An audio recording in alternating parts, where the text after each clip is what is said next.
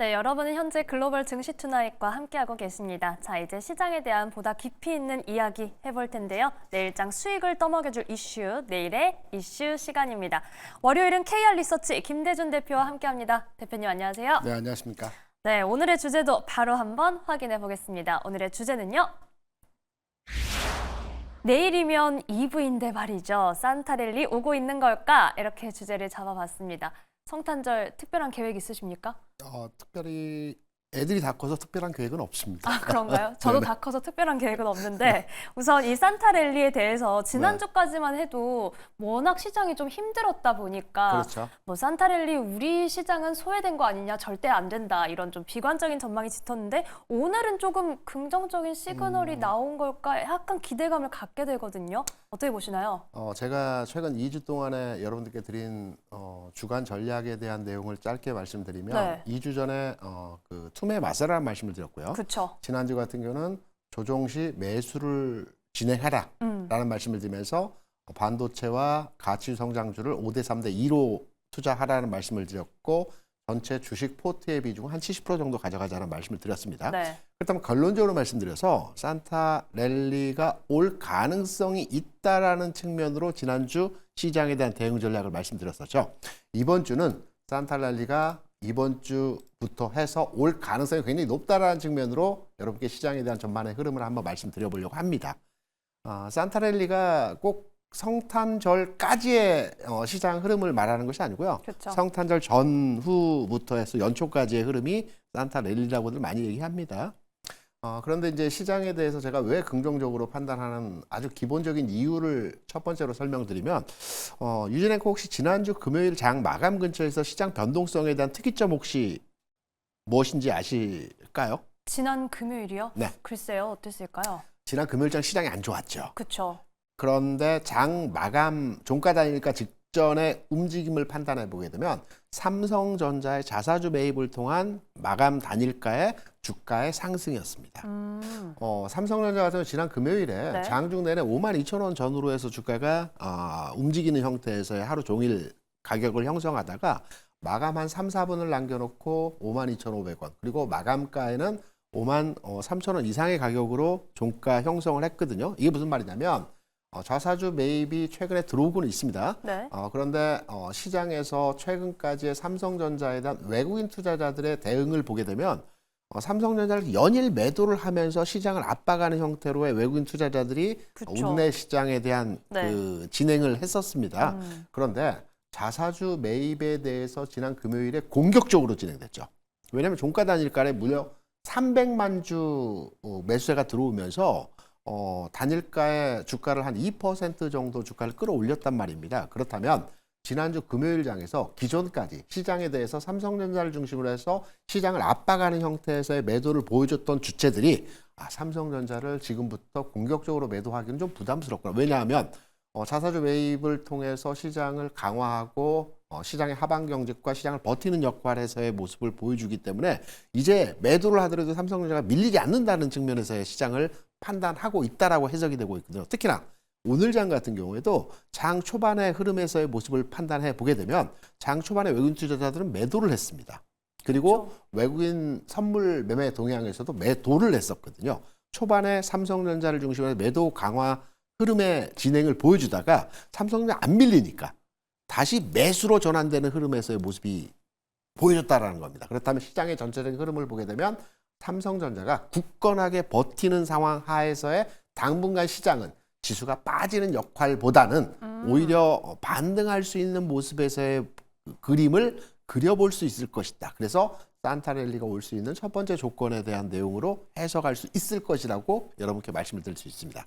네, 아무래도 이 김대준 대표님과 지난주 그리고 지지난주부터 전략을 함께 네. 따라오셨다면 아마 오늘 반등장도 좀 반가워하지 않으셨을까 그렇죠. 싶습니다. 삼성전자가 이제는 더 이상 하락폭을 가져가지는 않을 것이다. 외국인이 두드려도 이제는 버텨주는 모습을 보이고 있다라고 말씀을 해주셨고 결국은 이게 시장의 반등으로 이어질 텐데 네. 그렇다면 이 시장이 한번 회복을 할 때 거래소와 그리고 코스닥 중에서 어느 쪽에서 더 강한 흐름이 올라올지 이 부분도 좀 궁금하거든요. 저는 이번 연말장과 내년 초 시장에서의 거래소 코스닥 시장 두 시장을 비교해서 판단해 본다면 네.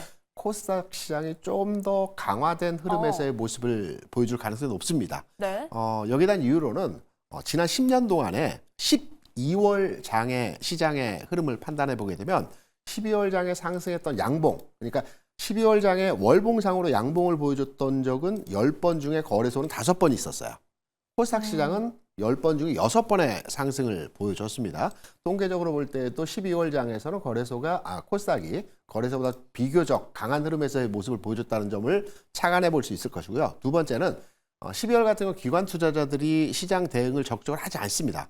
통상 12월 중순, 특히 성탄절 전후로 해서는 북클로징이라고 해서 마감을 시켜버리죠. 올해 거래를 마감을 시켜버립니다. 그렇기 때문에 기관이나 외국인이 시장에 적극적으로 대응하지 않는 가운데에서 시장의 모습이 연출되기 때문에 거래소의 지수의 어떤 급상승의 흐름의 모습보다는 코스닥 시장이 좀 더 우호적인 형태에서의 모습을 보여줄 가능성이 높기 때문에 코스닥 시장이 이번 주 그리고 연초까지의 흐름에 있어서 좀 더 긍정적이지 않을까 이렇게 판단하는 지점에서의 내용입니다.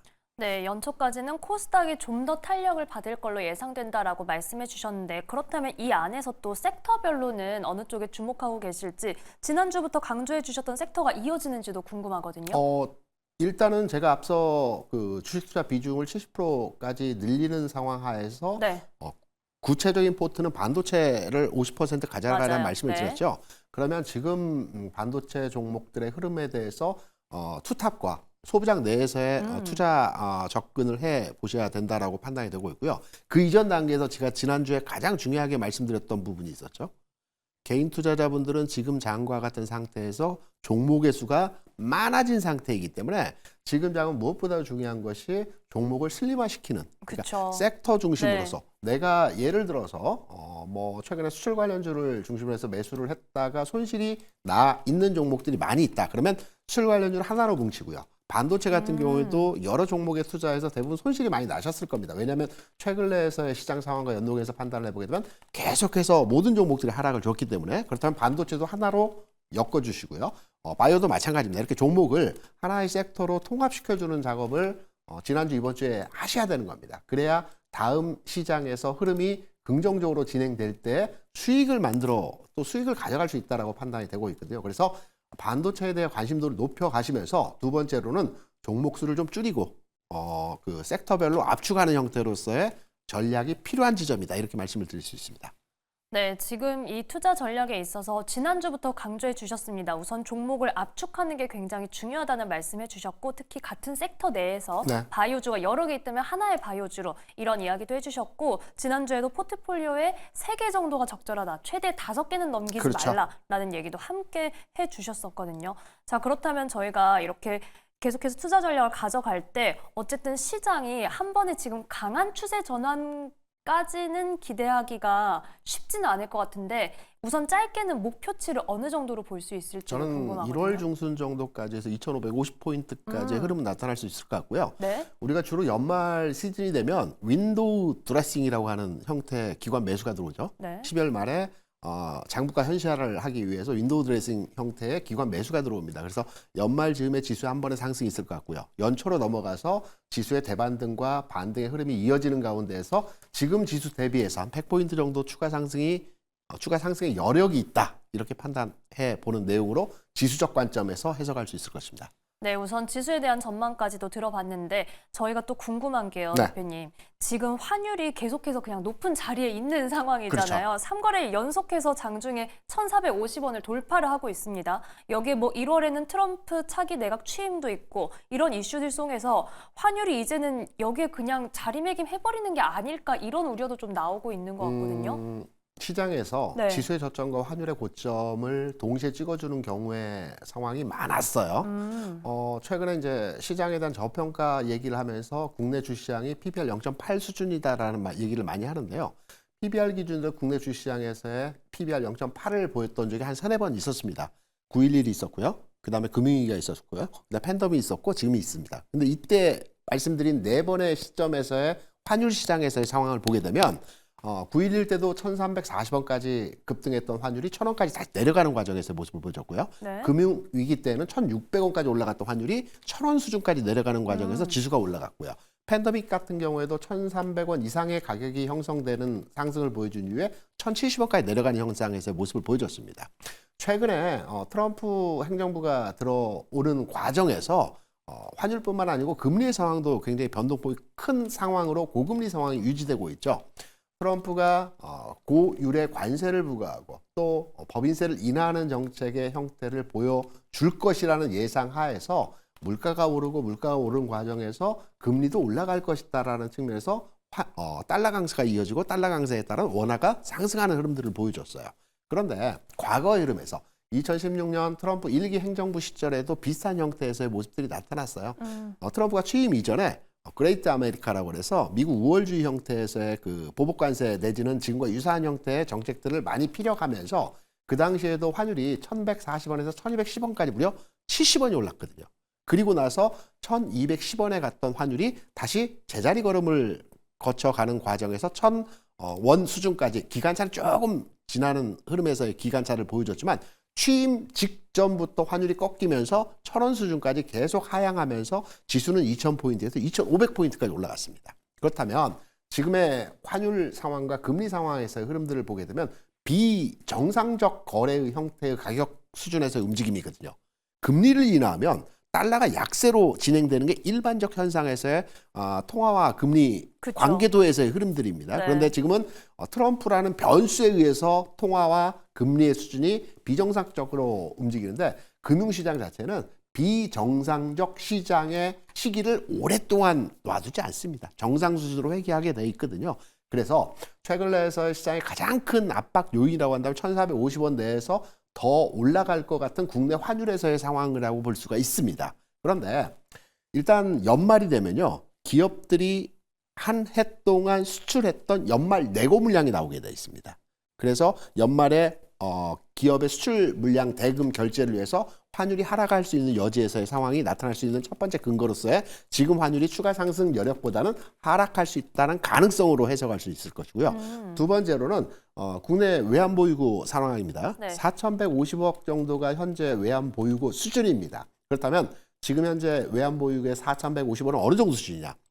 2022년도 10월쯤에 환율의 고점을 찍었던 가격이 1,444원입니다. 이때 외환보유가 4,160억이었거든요. 지금 수준과 거의 유사합니다. 그러니까 지금 수준에서 환율이 더 올라가게 되면 정부에서는 틀림없이 충분한 외환보유고를 기반으로 해서 정부 개입 물량에 대한 환율의 방어 차원에서의 흐름들이 진행될 가능성이 있다고 보고 있어요. 그래서 두 가지 관점에서 지금 외환보유고 측면에서 충분한 외환보유가 보유되고 있고, 그리고 두 번째는 마찬가지로 앞서 말씀드렸던 연말 수출 내고 물량 유입으로 인해서 환율이 하락할 수 있는 근거가 될 수 있다라는 지점에서 환율의 추가 상승보다는 하락할 개연성의 흐름으로 좀 더 높은 관측으로서 해석이 되고 있습니다.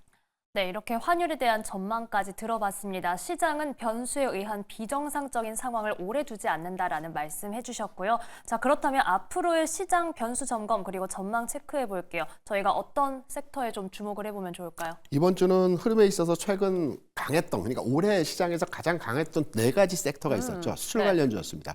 첫 번째가 화장품이었고요. 화장품. 방산이었고요. 네. 그다음에 그 전력기기였고요. 네. 그다음에 음식료였습니다. 네. 이 업종의 종목들이 최근 흐름에서 이상징후, 그러니까 이상하다라는 게 뭐냐면 고점을 다시 돌파하려는 움직임에서의 흐름들이 조금씩 포착이 되고 있어요. 음식료 업종의 삼양식품 이미 고점을 돌파하는 흐름에서의 모습을 먼저 보여줬죠. 그리고 전력기기 내에서 현대 일렉트릭 같은 종목도 오늘 장 흐름에서 긍정적이었고요. 그리고 전고점 라인, 기간 조정을 충분히 받아줬기 때문에 전고점 라인을 돌파할 수 있는 가능성의 여지를 두고 있는 흐름에서의 모습을 보여주고 있어요. 그리고 방산 같은 경우는 하나 에어로스페이스가 이전까지는 굉장히 강한 종목이었는데 인적 분할을 통해서 주가가 좀 더디어지는 형태에서의 모습을 보여주고 있죠. 반면에 하나오션 같은 종목들은 여러 가지 이슈가 복합적으로 진행이 되면서 흐름에 개선된 형태에서의 모습을 보여주고 있습니다. 그리고 화장품 관련돼서도 전체적으로 주가의 움직임이 이제 바닥을 찍고 방향 전환의 흐름을 보여주고 있거든요. 그럼 이번 주 시장 대응에서는 앞서 말씀드린 내용의 4대 종목들의 수출 관련 종목들의 흐름들이 좀 더 비상하는 과정에서 고점을 돌파하는지 여부, 그러니까 오늘 장에서 일부 반등의 흐름을 보여주면서 고점 돌파의 모습들을 어느 정도 충족해가는 형태이거든요. 그래서 이들 종목이 화요일, 수요일장 흐름에서의 긍정적인 모습들을 보여준다라면 고점을 돌파한다라는 측면으로서 해당 종목에 대한 접근을 하셔도 될 것 같습니다. 네, 우선은 올해 강했던 섹터 이렇게 좀 짚어주시니까 정말 한 해를 좀 돌아보게 되는데요. 네네. 화장품과 전력기기, 식품과 방산입니다. 이 수출 4대 섹터가 고점을 이번 주에 돌파하는 흐름을 보여주는지 이 여부를 체크해보자라고 말씀해 주셨습니다. 또 그 밖에는 어떤 섹터 보면 좋을까요? 반도체 섹터 내에서 소부장 내 장비주들이 최근 움직임이 예사롭지 않은 흐름에서의 그쵸, 모습을 보여주죠. 최근에 강하게, 그러니까 반도체는 전체적으로 압박된 상태에서 흐름들을 보여주지만 장비주 내에서는 한미반도체라든가 또 리노공업이라든가 또 전체적으로 IS라든가 테크인 같은 이들 종목들을 기억해 보면 지난해 연말 올해 연초에 굉장히 강했던 종목들이거든요. 과거에 강했던 종목들이 다시 새롭게 이 시장에서 움직임이 포착되고 있다. 그러면 이들 종목들도 앞으로 이번 주 상황에서 추가적인 흐름에서의 긍정적인 주가의 반응도를 보여줄 수 있다는 측면으로 해석이 되고 있기 때문에 반도체 장비단에서 이들 종목들도 관심을 가져야 될 것 같고요. 마지막으로 자동차 업종 계속 말씀드리고 있는데요. 오늘장 현대차가 움직임에서의 긍정적인 모습들을 보여줬습니다. 여기에 기아, 만도, 한국타이어앤테크놀로지 같은 자동차 업종의 종목들도 가장 빠른 선 조정의 흐름을 보여줬기 때문에 이번 반등의 흐름에서 가장 빠른 흐름에서의 주가 상승의 흐름도 우리가 예상해 볼 수 있다라는 측면으로 판단해 보게 될 때 4대 섹터 수출 관련주들이죠. 네. 그리고 그 반도체 장비주들, 장비주. 그리고 자동차 업종에 대한 관심도를 가져가는 이번 주 시장 대응으로 접근을 하셔야 된다라고 저는 기본적으로 생각을 하고 있습니다. 네, 마침 오늘 시장에서도 또 한 번 반도체 장비주 기지개 켜는 모습을 보였는데 반도체 장비주 그리고 자동차 관련주에 대한 관심까지 저희가 계속해서 꾸준하게 가져가 보겠습니다. 자, 오늘 말씀은 여기까지 듣겠습니다. 지금까지 KR 리서치 김대준 대표와 함께했습니다. 고맙습니다.